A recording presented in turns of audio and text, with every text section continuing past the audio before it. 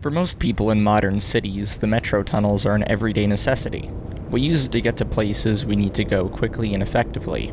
It is not an uncommon occurrence for the rails to switch tune, bringing heaps of people just like you to an interwebbing space of unfamiliarity. And yet, the transportation system cannot be demolished, as productivity would suffer a painful blow. The expanding rails are all built on lies.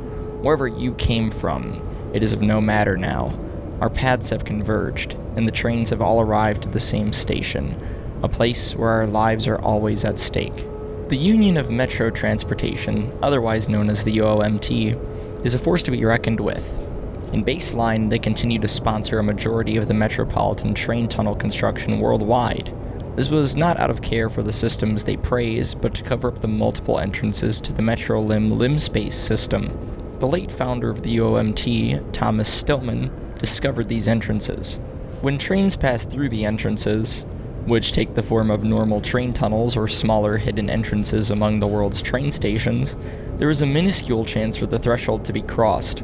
In certain affected locations, even riding an elevator can shift its destination into Metrolim.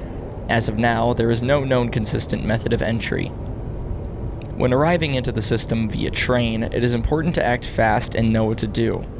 The train will eventually begin to move slower along the track, as the rails adjust and change to accommodate the model of the train. Upon arrival at the entrance platform, it should be evident that this is not your intended destination.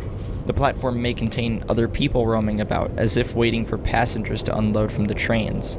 Although few may not have bad intentions, always be sure to avoid all contact so as to not attract unwanted attention from UOMT mules. If a UOMT mule approaches you, ignore them and move past until they lose interest and move on to other prey. It is important not to interact with them, no matter their promises. It is all a ploy to bait unknowing victims into being shipped off to one of their work camps. Deep blue lights illuminate the platform, hung up on the ceilings and pillars. This is to repel entities. These lights should be the biggest sign that a person is in the Metrolim system. The trains can also hold more minor indicators of your arrival through the standard route. For example, the first indicator should be light spasms inside the train before entering through the threshold. Another detail to be noted is the elongated wait. Arriving at the entrance platform can take anywhere from 10 to 15 minutes, and while some baseline train routes take the same amount of time or longer, this should be the first idea that something is abnormal. Other signs include tunnel discoloring, the removal of ads from their usual placeholders, and train maps being wholly altered. There are signs posted around the entrance platform, guiding most to the UOMT checkpoint. If anyone is deemed fit to work by the staff at the checkpoint, they will be shipped off on a train against their will towards one of the two main work camps, Alpha and Beta. To avoid this, there was a marked route underneath the entrance platform. Anyone can access it while the tracks are completely clear. There is a short window to jump onto the tracks and duck into the underpass while trains depart from the station. This should shield anyone from the UOMT's watchful eyes if needed, and they do not patrol the tracks. Follow the yellow markings on the wall past the scan and into the tunnels to get past the checkpoint. It is safe to exit the underpass into the tunnels once you have left the station. The tunnels consist of constantly changing paths and architecture. The sleek metal rails bolted to the ground may act as a path toward the nearest station and as a trail toward dead ends. It is essential to note the danger of oncoming trains while navigating this area. Most trains can be heard and avoided in time due to the excessive noise they make.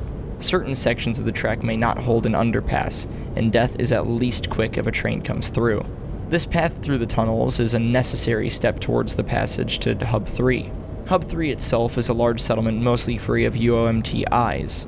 While others have forged different approaches to Hub 3, most are incredibly dangerous and, in most cases, will lead to significant injury or death.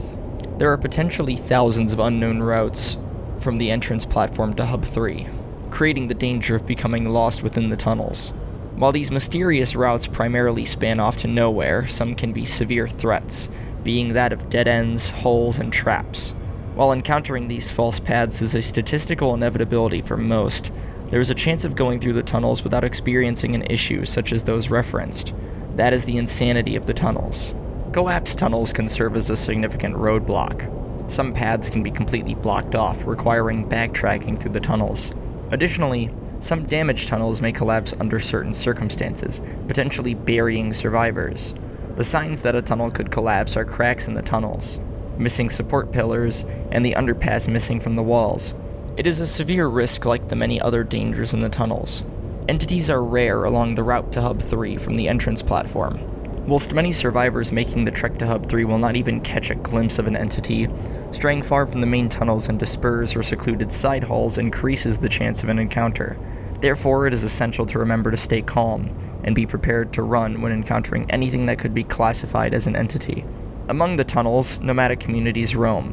While they usually reside outside of the routes to Hub 3, they can provide valuable information and resource trades for mutual benefit. Of course, they choose to live outside of Hub 3 for their purposes, but these tight-knit wanderers may serve as a crucial part of anyone's journey to Hub 3.